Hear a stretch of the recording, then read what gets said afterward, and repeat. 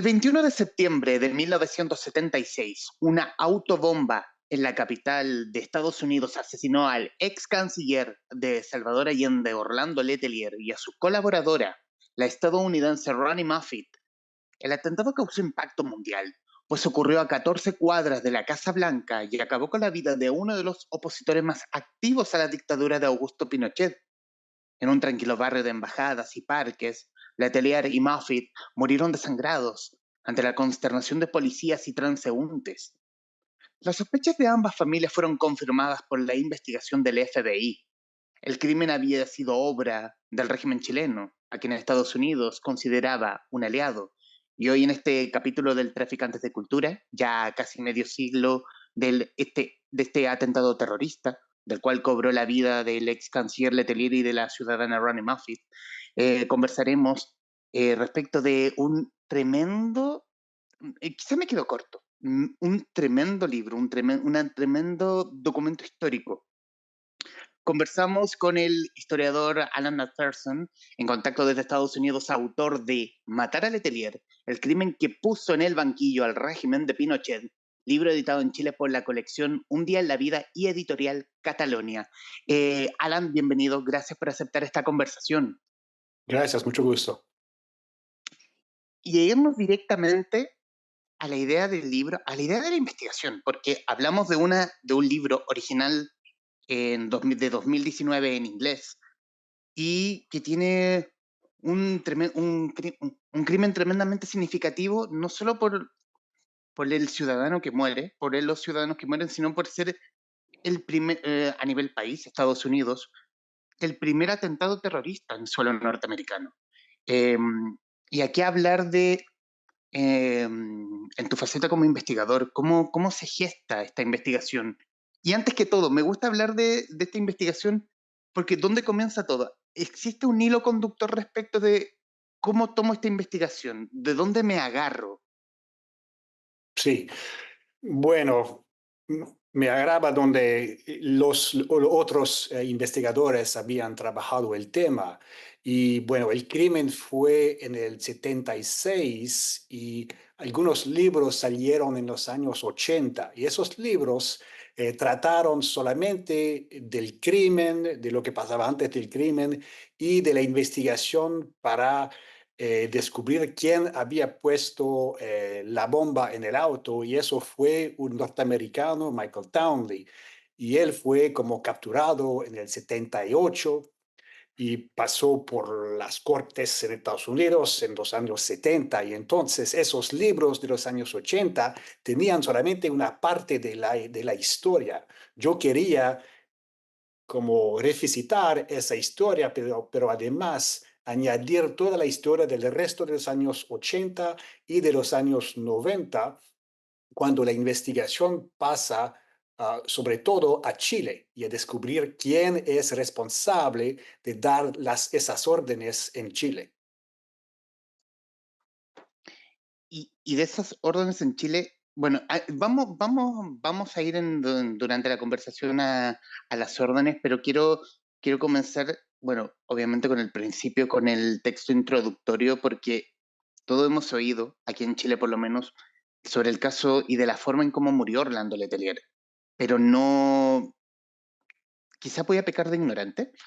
Eh, no hemos tenido acceso a los testimonios, y sobre todo porque usted cita el testimonio de Michael Moffitt, el, el marido de Ronnie, y del cómo él, al ser un sobreviviente de este coche bomba, cómo encuentra a Orlando y cómo encuentra a Ronnie, que es que resulta, eh, duele el corazón y un poco el estómago también. Ujú. Sobre todo por la forma y obviamente cuidando el lenguaje, cómo son los resultados de un coche bomba. Sí, bueno, la relación de Michael con Romy es una relación de amor. Son muy joven, tienen 25 años cuando ella muere en la bomba. Él está atrás, en el banco atrás del carro. Yo no sabía eso cuando empecé las investigaciones. Yo no sabía que había otra persona en el carro que sobrevivió. la autobomba. Entonces, su testimonio a la policía, a la FBI, era muy importante para describir ese primer día, el día de la autobomba, porque para mí lo que era importante en el primer capítulo era de describir no solamente el crimen, pero cómo viven el crimen las familias que sobreviven. Entonces, Michael, los padres de Ronnie Moffett y sobre todo la familia Letelier, la viuda Isabel y sus cuatro varones. Y entonces era importante para mí que el lector viviera a través de las emociones de ese día, las emociones de la pérdida de esas dos personas muy importantes para sus familias. Porque el resto del libro, o yo diría como más de la mitad del libro, es una búsqueda de justicia. Y los que a ellos son lo más importante, la búsqueda de la justicia, son las familias, los miembros que sobreviven a la bomba. Y entonces yo tenía que empezar con un evento muy emotivo en el primer capítulo. En el primer capítulo también citando una frase o un diálogo de la señora Isabel Morel, donde ella quiere ver como, quería ver a Orlando, o lo que quedó de él después del coche bomba, y ella traduce el gesto de su rostro, donde ella interpreta que quiere haber pasado por la mente de él como lo hicieron, la hicieron. El régimen logró llegar a Orlando.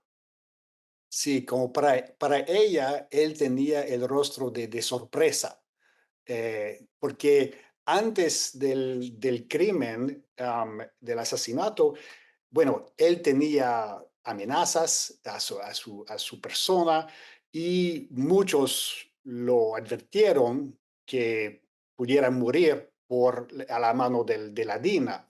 Am, y él siempre decía, no, eso no va a pasar, es posible, pero no pienso que va a pasar. Y cuando lo sacaron su ciudadanía, como 10 días antes del crimen, él pensó que eso iba a ser su casamiento del Estado chileno y que no iba a sufrir ninguna violencia de la DINA. Y entonces él pensaba, después, como al principio de septiembre de 76, que él estaba bien con el Estado y que nadie iba a atentarlo con él. Pero sin embargo, la DINA o Pinochet tenía un encono, bueno, no solo con él, sino con muchos de los exiliados alrededor del mundo. Le pasó a Bernardo Leighton con este atentado fallido junto a su esposa Anita Fresno, pero resulta potente de la forma como procedió la DINA con Letelier. Sí, eso era una forma bastante, bueno, común de proceder con los exiliados, pero a veces también había como algunas cosas más suaves, como el exilio, como las amenazas, y sobre todo, Letelier pensaba que en Washington mismo él estaba completamente seguro, que nunca el Estado chileno iba a atentar algo en la capital de su gran aliado, que era el gobierno de Richard Nixon, o después el gobierno de Ford, entonces el gobierno de Henry Kissinger, que era un gran amigo del régimen de Pinochet. Pero también mirándolo desde afuera, uno piensa, no voy a ser tan tonto de poner una bomba a 14 cuadras de la Casa Blanca. Por mucho que yo me pueda sentir, yo siendo Augusto Pinochet, me pueda sentir seguro de que no me va a pasar nada. Sí, la realidad es que fue un crimen tonto.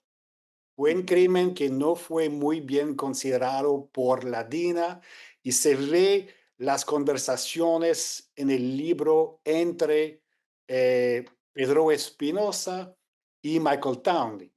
Y Pedro Espinosa, que es como la mano derecha en la DINA, él da el orden a Michael Townley de acabar con Letelier, y Townley dice, bueno, el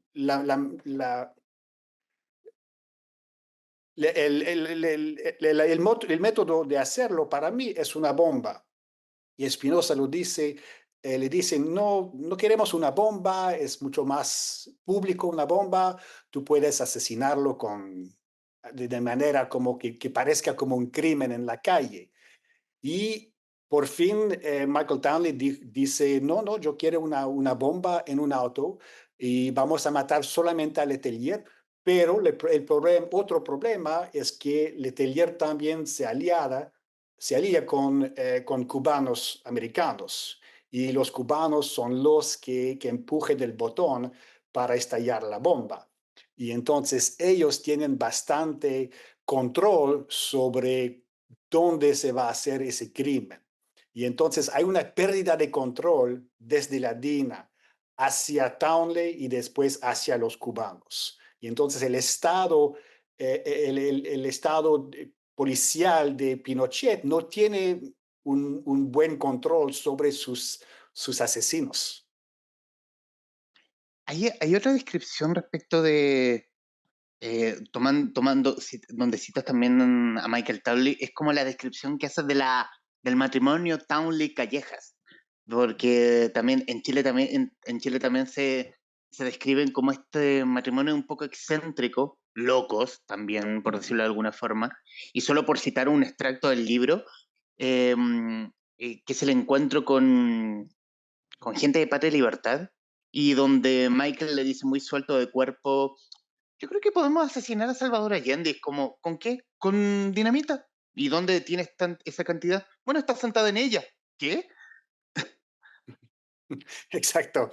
Eh, bueno, es una pareja bastante extraña. No son semejantes de ninguna manera. Ella es mucho más vieja, de como 10 años, tiene hijos. Él es un joven. No ha sido no lee mucho, no conoce la política, no sabe mucho de Chile, pero se enamoran entre ellos y deciden de involucrarse con Patria y Libertad y son bastante inocentes cuando miran la política que es muy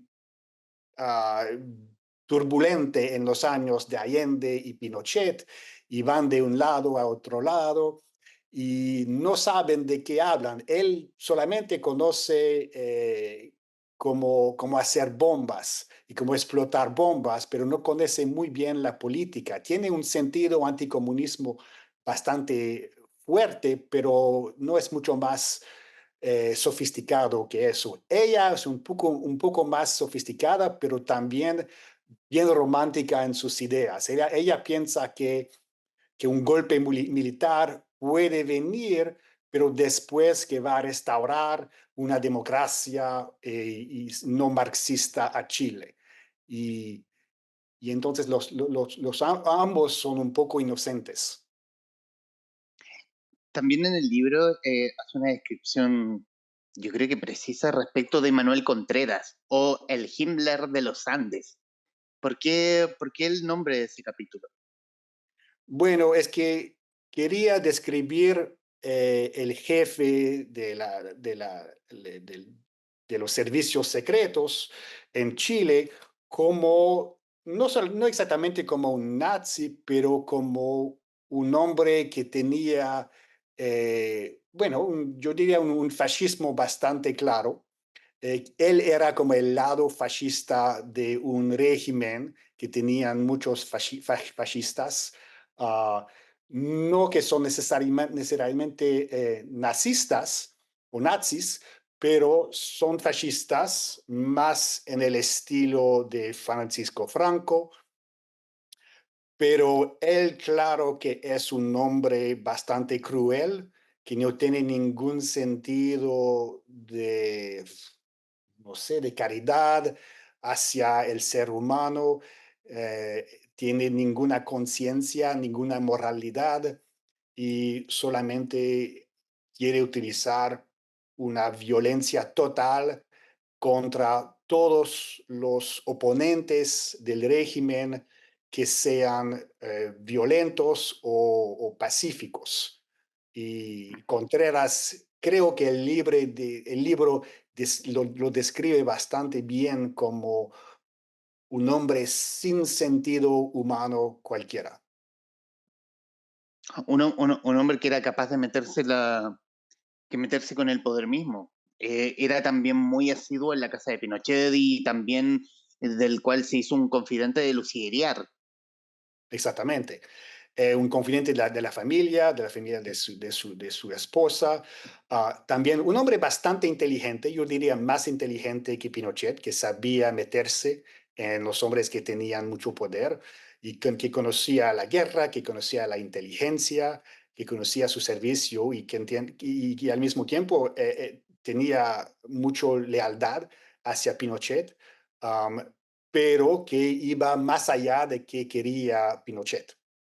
Era más violento que el régimen quería.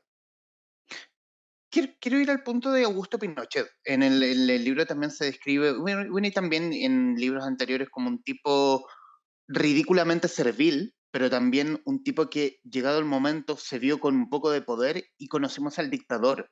Y aquí quiero enlazarlo también con la relación que tenía con Orlando Letelier.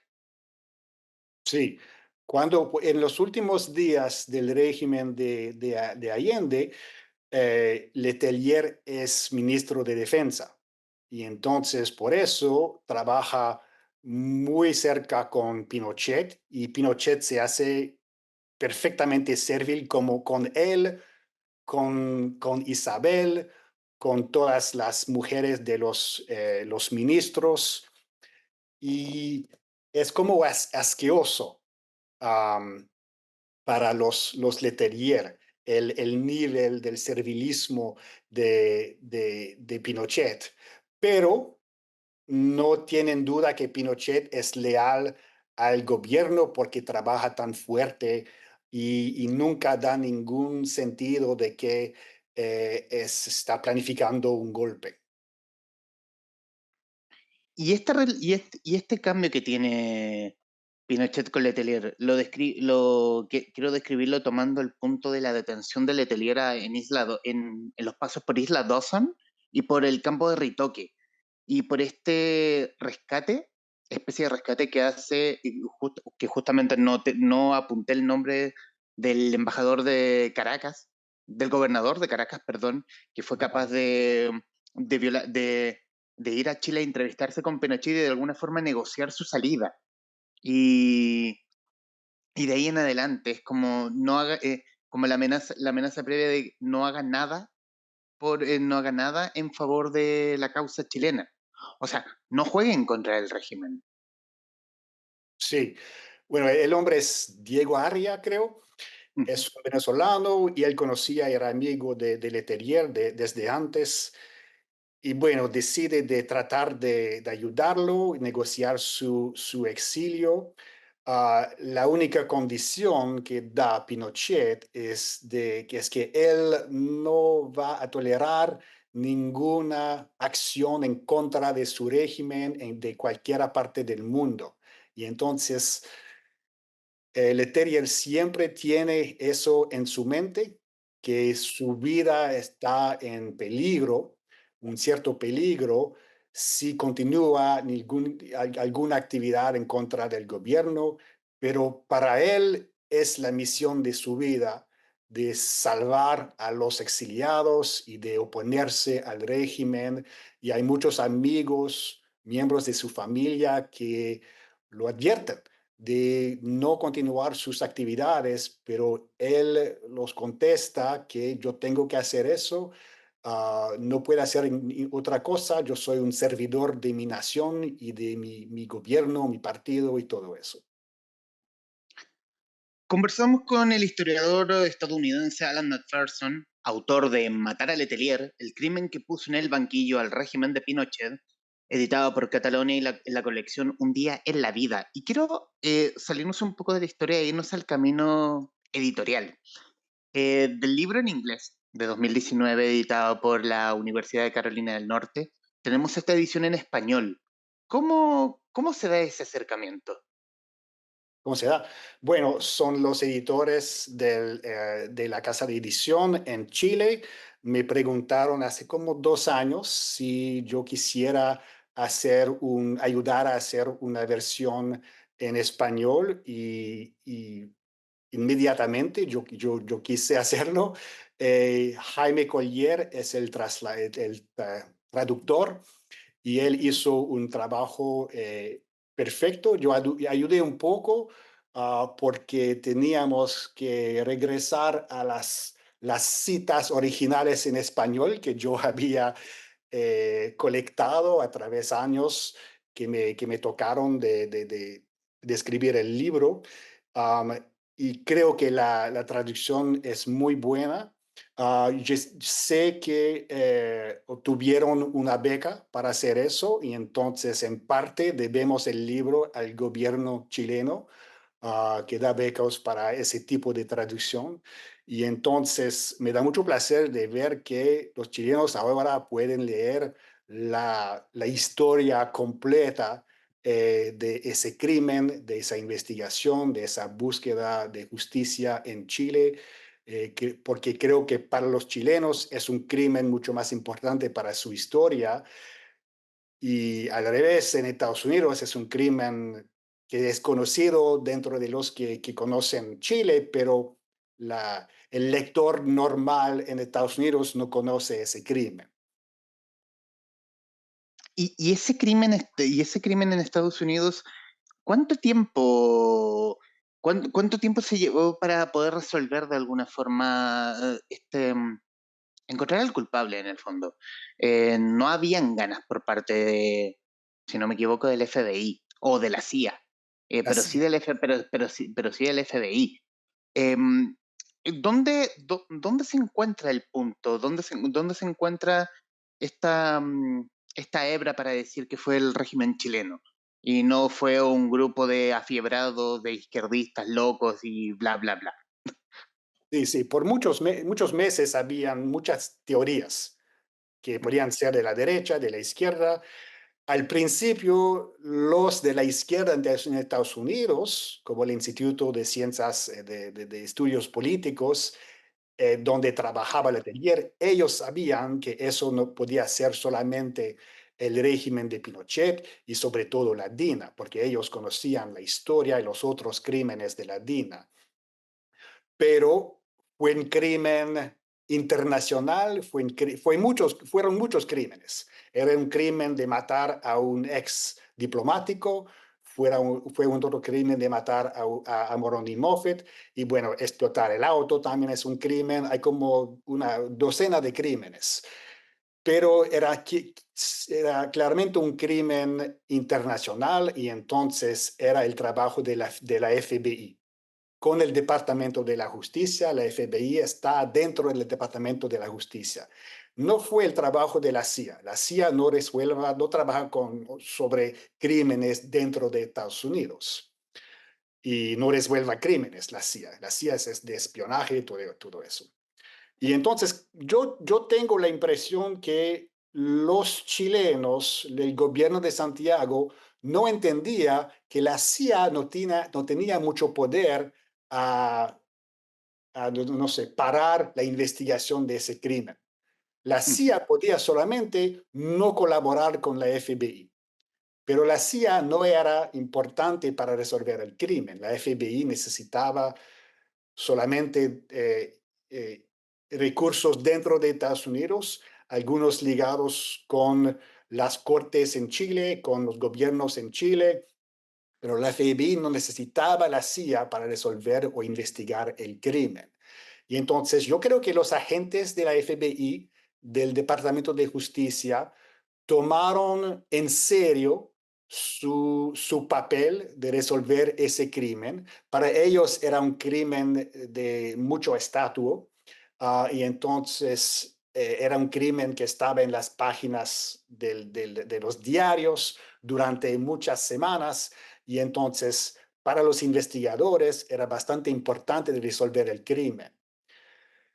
Tomó como año y medio para identificar Michael Town, porque descubrieron su foto, pero no tenían su nombre, tenían un alias y el alias no era el alias de la foto. Entonces, lo que hicieron al principios del 78, entonces año y medio después del crimen, era de publicar la foto de Michael Townley y también la foto de un chileno con él, Fernández, en los diarios de Estados Unidos y para preguntar si alguien conocía esos hombres.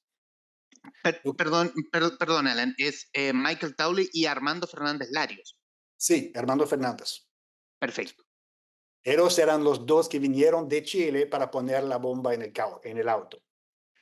Y entonces publicaron las dos fotos y lo que pasó es que los diarios en Chile, para ellos ese era un crimen norteamericano, era un evento norteamericano y entonces pudieron publicar esas fotos porque era como una historia lejos de Estados Unidos. Y inmediatamente cuando publicaron las fotos de Michael Townley y Fernández Larios, se dieron cuenta que eran esos hombres.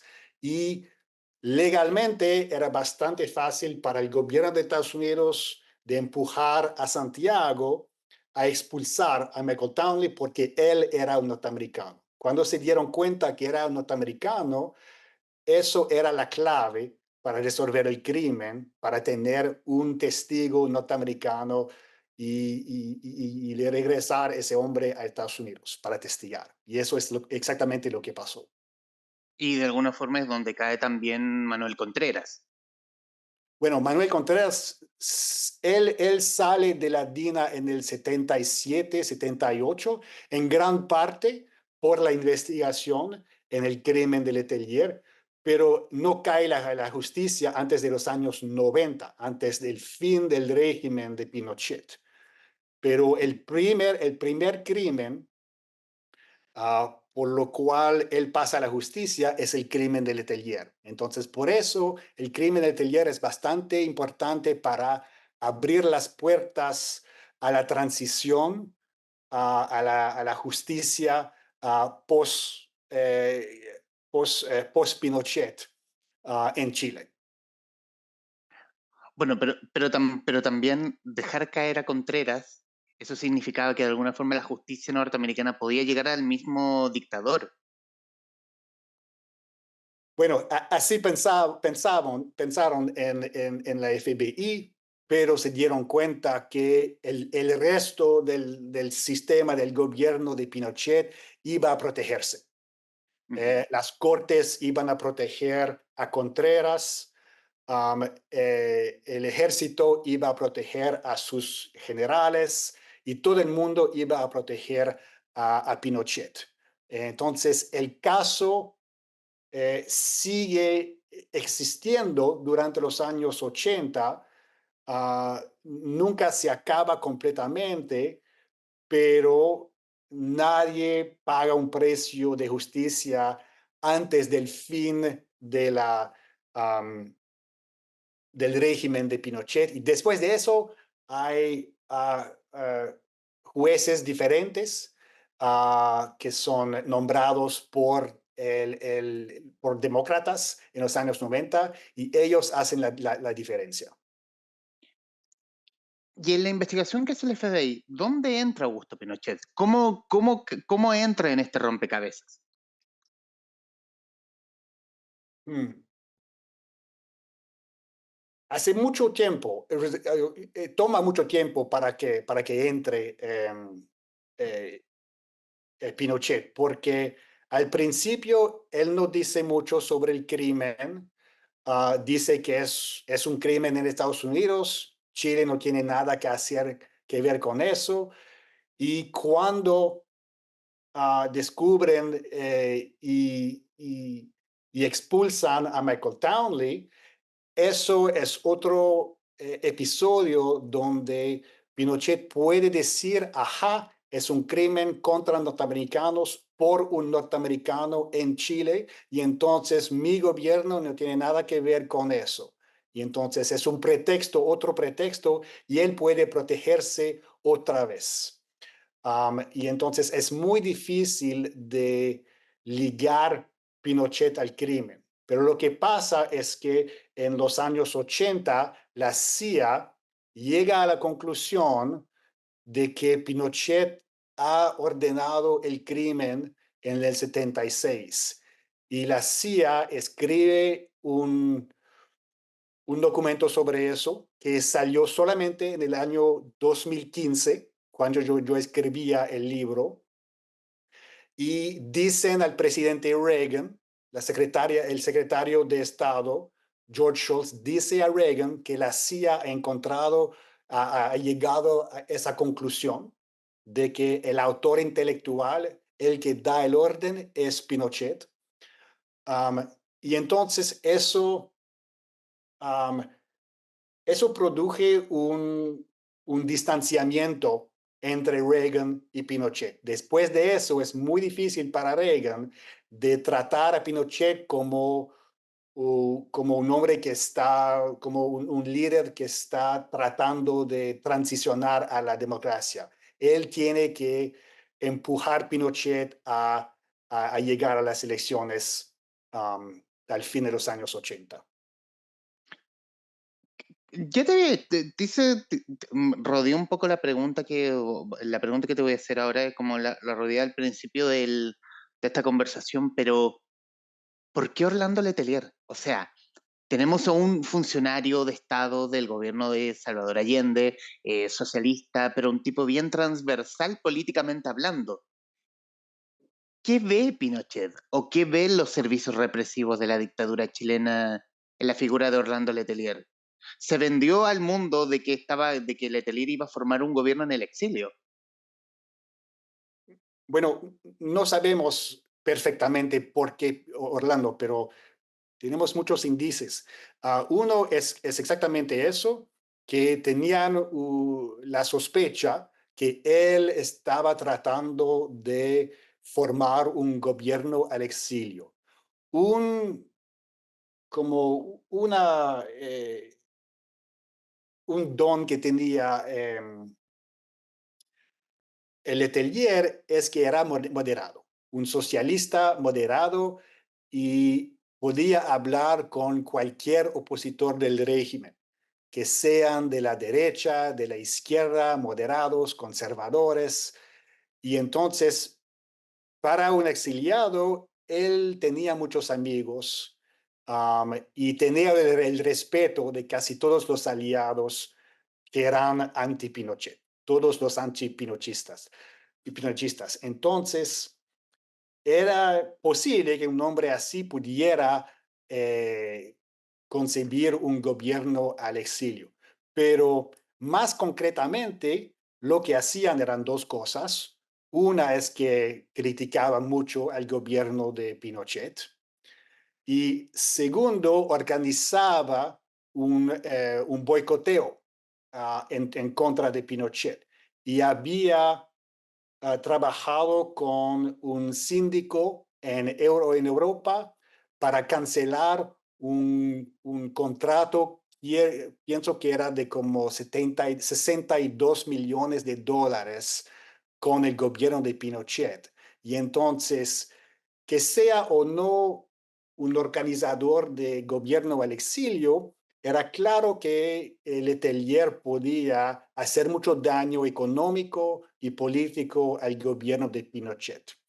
Y creo también que querían mandar un mensaje a todos los exiliados anti-Pinochet en el mundo, que vamos a matar a cualquier persona que sea pacífica o no, que sea moderado o no, que actúa en contra de nuestro gobierno en cualquier parte del mundo, um, aún en Washington, D.C. Y creo que eso era un mensaje importante de matar al Letelier para distribuir el miedo en todo el mundo y el terror. Era un acto de terrorismo. También en el libro es parte de esta historia la señora Isabel Morel, viuda de Letelier.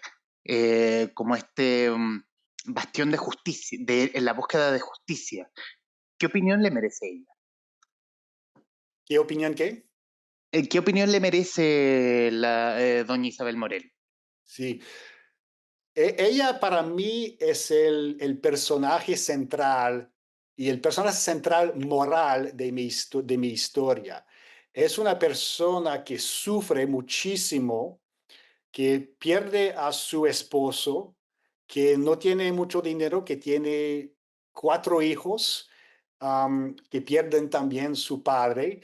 Ella hace un trabajo casi heroico de hacer muchas cosas. Primeramente, de unir a su familia, de trabajar para sobrevivir con toda su familia. Sus hijos se van en muchos lugares de Estados Unidos y del mundo, se van a México y después a Chile.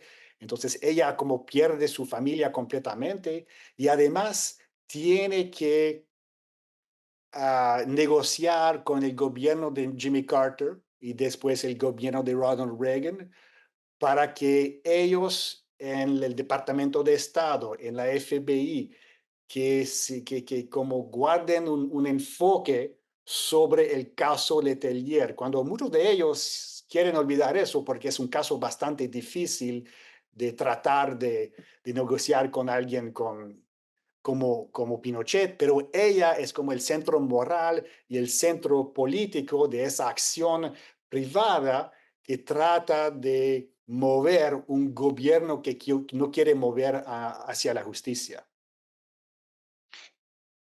¿Y qué opinión le merece, bueno, Michael y Ronnie Moffat?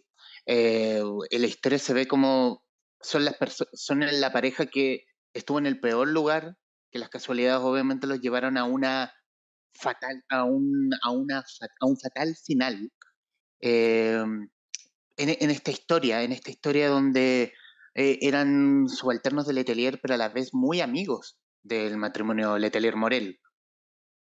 Sí, son muy amigos, son como una pareja clásica izquierdista de los años 60 y 70. Son jóvenes, bien educados, idealistas, y entonces se dedican al trabajo político en el tercer mundo, um, y además se encuentran perfectos uno por el otro.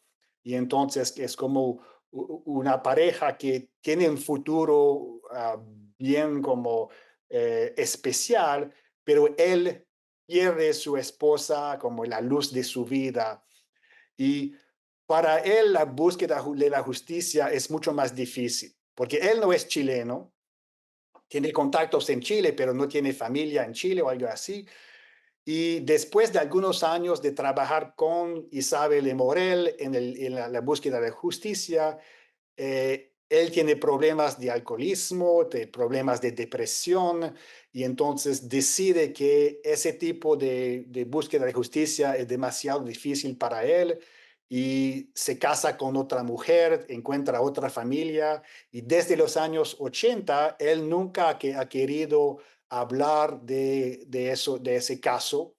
Y me dijeron los que lo conocen de no tratar de hablar con él porque nunca más quiere hablar de ese caso. Bueno, imagino por el tema que cada uno puede lleva el dolor como lo sienta, en el fondo. Exactamente. Y no, para mí, mi rol no es de juzgar si ellos debían trabajar ese caso el resto de su vida o no. Él hace lo que tiene que hacer por su salud mental, por su felicidad personal, y es una tragedia para él. En los minutos que nos quedan, Alan, quiero agradecerle su tiempo para con este podcast, recomendarles a quienes nos verán o escucharán este documento histórico que pone que nos pone un poco en el marco que se vivía el mundo en esa época, con datos que no conocíamos. No sé si nuevos, no sé si referirnos a datos nuevos, pero a datos que eran poco conocidos respecto de el asesinato de Letelier y Ronnie Moffat, o cómo era Manuel Contreras, o cómo vivió el caso del régimen de Pinochet. Em, Hablar de un documento que yo creo que es un aporte también a la justicia, sino a la justicia de los hombres, a la justicia de la memoria, pero también un rescate de la memoria. Siempre he hablado hablé con una periodista hace algunos días donde quizás quizás sea un problema de Chile, pero que somos un país un poquito corto de memoria, o nos queremos acordar de, de ciertas cositas y otras no, porque ¿para qué? Y este es un tremendo documento, eh, un documento con un texto que se lee tremendamente rápido. Uno imagina esto, obviamente es una novela, pero este horror que nos describes en el libro resulta más real que la misma historia. Muchas gracias por todo eso. Ha sido un placer escribir ese libro, investigar ese libro. Sí encontré bastante nuevos documentos en Estados Unidos, en Chile también. Hice entrevistas con los actores importantes de la historia y lo escribí de manera de que un lector normal puede como encontrar una historia muy interesante y al mismo tiempo hacer retrasar una historia importante de la memoria de los chilenos. Entonces, ha sido un placer para mí. Alan Macpherson, historiador estadounidense, autor de Matar a Letelier, el crimen que puso en el banquillo al régimen de Pinochet, libro de la colección Un día en la vida y editorial Catalonia, libro que lo pueden encontrar en su librería favorita, por favor, exíjalo, que muy amablemente conversó con los traficantes de cultura. Profesor, muchísimas gracias. Muchas gracias. Que pasen buen día.